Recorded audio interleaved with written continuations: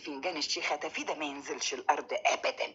تقولي الشيختي بتقرا في كتاب مفتوح، عشان كده احب دايما اروح عندها اشرب فنجان القهوة واقلب الفنجان على طول واحط فوقيه النص جنيه واقعد بقى استمع لها كده واستنخ وهي بتقول. تقوليش بسمع طقطوقة للمرحومة ام كلثوم. لكن يا اختي الراجل ابو سيد مانيش عارفة ارش ملحتها ليه. يكون شيختي عشان بتكشف ستره، بتعرف خطاويه. اهو عندك من مدة كده ابو سيد جه وقال لي.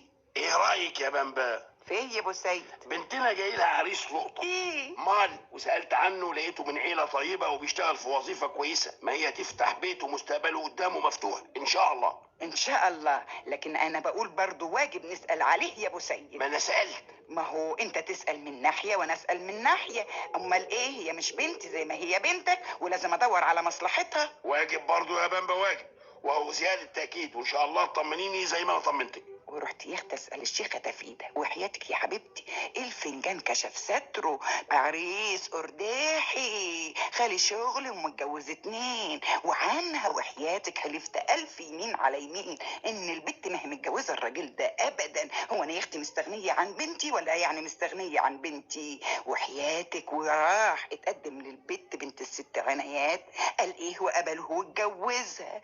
وظهر ان كلام ابو سيد مظبوط وكلام الست تفيدة طلع تخريف.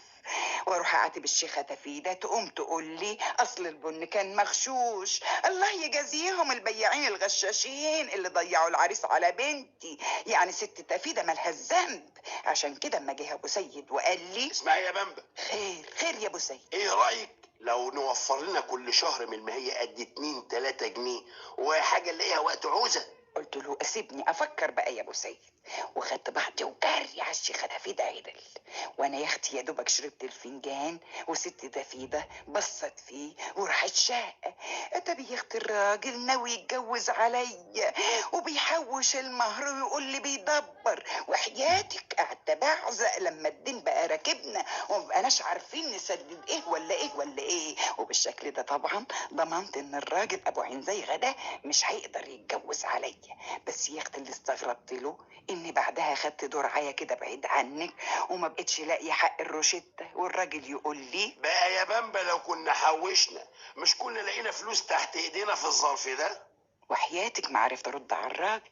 اصل بيني وبينك بقى الشيخة تفيدة ما شافتش